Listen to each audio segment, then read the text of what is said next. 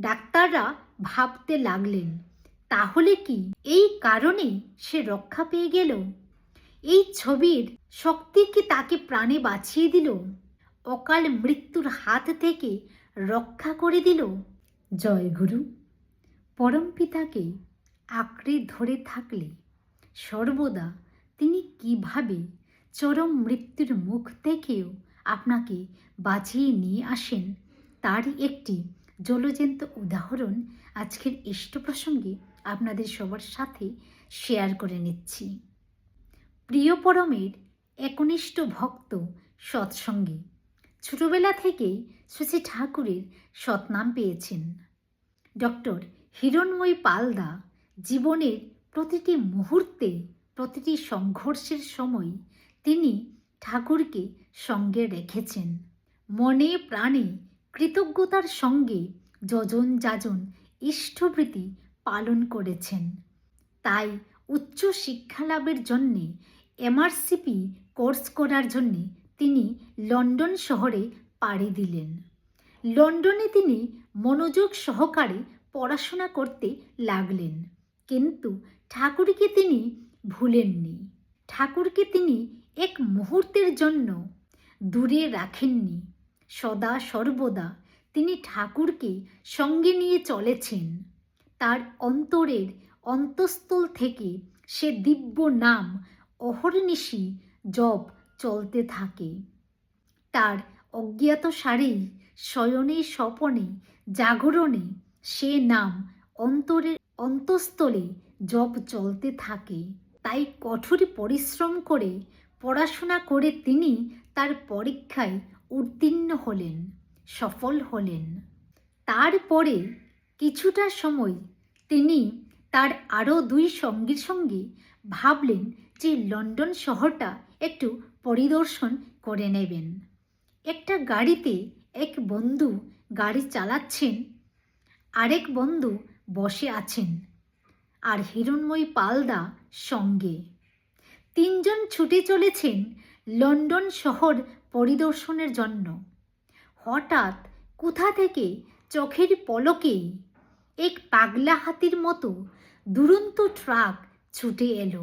ভারসাম্য হারিয়ে গতি নিয়ন্ত্রণ করতে না পেরেই সজোরে মুখোমুখি ধাক্কা মারে। আর সেই ধাক্কার আঘাতে সহ্য করতে না পেরেই তাদের গাড়িটি হাওয়ায় উড়ার মতন উড়ে গিয়ে দুমড়ে মুচড়ে একপাশে পড়ে থাকে। সঙ্গে সঙ্গে গাড়ির মধ্যে থাকা আর দুই বন্ধু মৃত্যুবরণ করেন।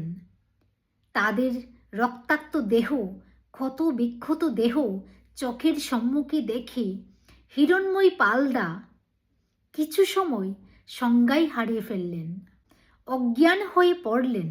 সকলে যখন তাকে টেনে হিচড়ে বের করল, হাসপাতালে নিয়ে গেল। ডাক্তাররা চেক করে বললেন, ইনার দেহে এখনো প্রাণ আছে। আর শুধু প্রাণই নয়, ইনি অক্ষত অবস্থায় আছেন।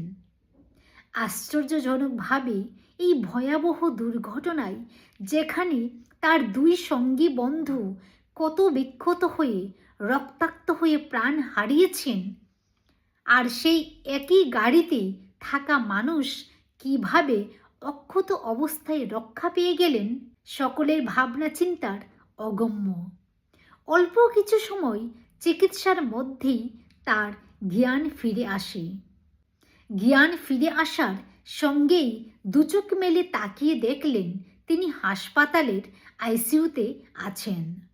ডাক্তার তাকে ঘিরে ধরেছেন।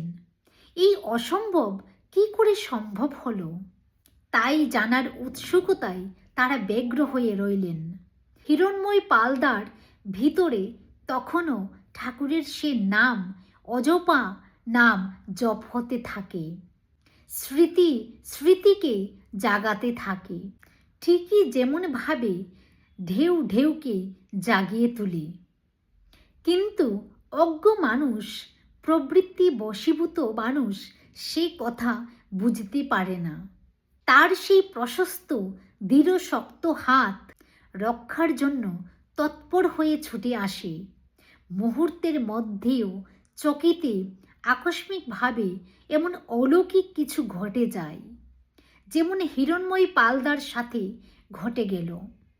মুহূর্তের মধ্যেই কোনো এক অসম্ভব ঘটনায় তার প্রাণটা রক্ষা পেয়ে গেল। পরে ডাক্তার বাবুরা চিকিৎসা করার জন্যে যখন তার পোশাক পরিবর্তন করা চলছিল, হঠাৎ তার বুক পকেট থেকে একটি ছবি পাওয়া যায়। ছবিটি আর কারো নয়, তার গুরুদেব পুরুষোত্তম সদ্গুরু শ্রী শ্রী ঠাকুর অনুকূলচন্দ্রের।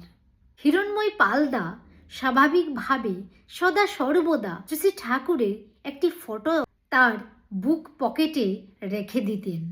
সেদিনও তার ব্যতিক্রম হয়নি। ডাক্তাররা ভাবতে লাগলেন, তাহলে কি এই কারণেই সে রক্ষা পেয়ে গেল? এই ছবির শক্তি কি তাকে প্রাণে বাঁচিয়ে দিল, অকাল মৃত্যুর হাত থেকে রক্ষা করে দিল? এইভাবে শ্রী ঠাকুরকে তিনি প্রতি মুহূর্তে তার সঙ্গে আঁকড়ে ধরে রেখেছেন। তার জন্যই সেই নিশ্চিত মৃত্যুর মুখ থেকে তিনি বেঁচে ফিরে এলেন। জয় গুরু।